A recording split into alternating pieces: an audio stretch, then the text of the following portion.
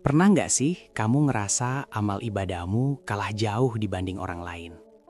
Merasa udah telat banget buat ngejar pahala di bulan puasa ini karena sibuk urusan dunia. Tenang nakama, kadang bukan tentang seberapa lama kita berjuang, tapi seberapa berani kita mengambil satu momen kecil yang bisa mengubah segalanya. Halo nakama, selamat datang kembali di Teman Ngabuburit.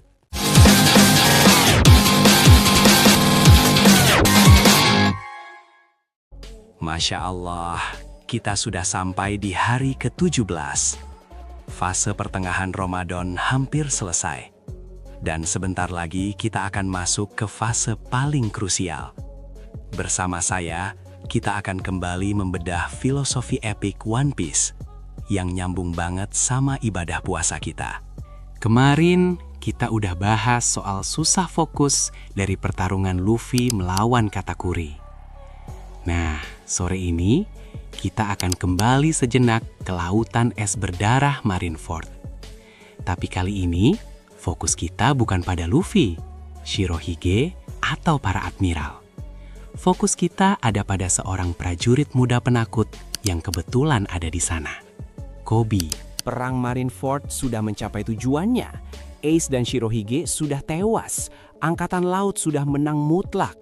Tapi apa yang terjadi? Perang tidak berhenti. Nafsu membunuh sudah mengambil alih akal sehat kedua belah pihak. Bajak laut yang lari terus dibantai. Angkatan laut dibiarkan mati demi mengejar musuh. Benar-benar seperti neraka. Di tengah medan pertempuran yang kacau balau itu, Haki Kenbunshoku Koby tiba-tiba bangkit di luar kendalinya. Efeknya sungguh mengerikan.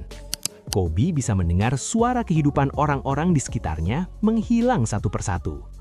Dia mendengar tangisan, rasa sakit, dan keputusasaan dari teman maupun lawan yang mati sia-sia tanpa alasan yang jelas. Koby yang saat itu masih sangat lemah, hanya bisa menangis ketakutan. Tubuhnya gemetar hebat. Dia tahu kalau dia berani melangkah maju atau bicara, nyawanya sendiri yang akan melayang. Di depan sana ada Akainu, monster magma gila yang tak ragu membunuh prajuritnya sendiri jika dianggap pengecut atau menghalangi keadilan mutlaknya. Tapi melihat nyawa-nyawa melayang tanpa arti, nurani Koby memberontak. Dia tidak tahan lagi.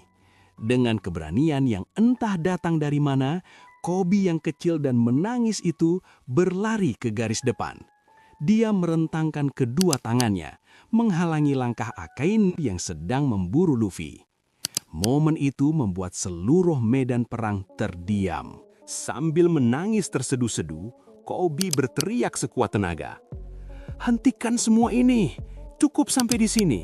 Jangan buang-buang nyawa lagi! Tujuan kita sudah tercapai. Kenapa kita terus memburu mereka yang mundur? Keluarga mereka sedang menunggu di rumah. Kita semua terlihat seperti orang bodoh." Suara Koby menggema, menembus hiruk-pikuk peperangan. Teriakan itu hanya berlangsung selama beberapa detik, tapi durasi sekecil itu sudah cukup untuk membuat seorang Akainu murka. "Aku tidak butuh prajurit yang tidak lurus, matilah kau!" Akainu mengangkat tinju magmanya, bersiap membakar Koby menjadi abu. Koby memejamkan mata, pasrah nyawanya melayang karena dia sudah mengatakan apa yang benar.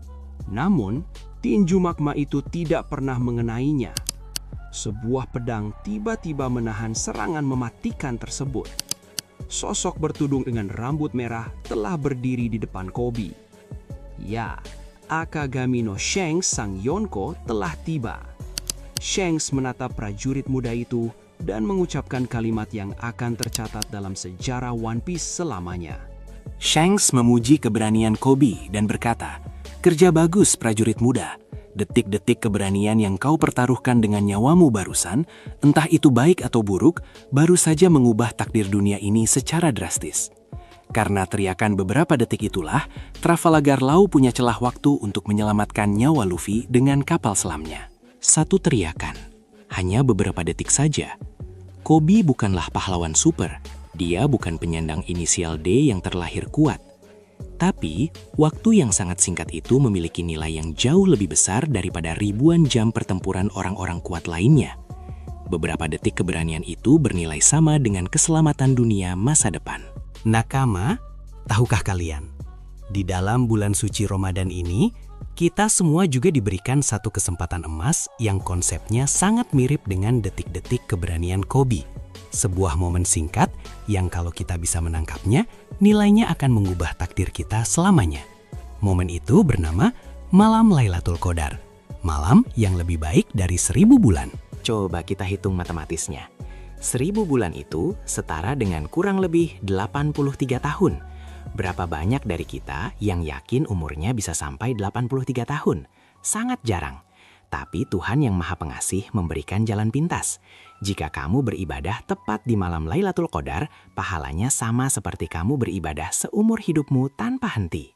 Sama seperti detik-detik Qobi yang singkat tapi mengubah takdir dunia, satu malam Lailatul Qadar yang singkat ini bisa mengubah buku takdir amalmu di akhirat kelak.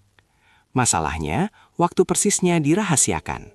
Kita hanya diberi petunjuk bahwa Lailatul Qadar turun di malam-malam ganjil pada 10 hari terakhir di bulan suci Ramadan.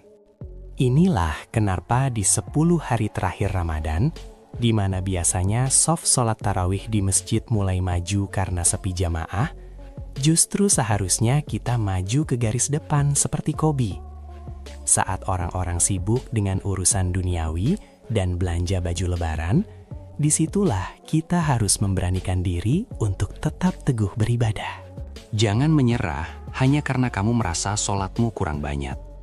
Qobi membuktikan bahwa bukan seberapa lama kamu bertarung yang dinilai, tapi seberapa tulus keberanian dan niatmu di saat-saat yang paling menentukan.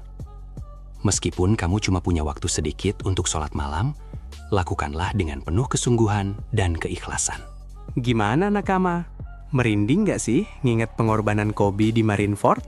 Menurut kalian, selain Qobi, siapa lagi karakter One Piece yang tindakan kecilnya ternyata punya efek domino luar biasa, mengubah alur cerita? Coba ramaikan di kolom komentar di bawah ya. Saya tunggu teori-teori konspirasi dan analisis tajam dari kalian.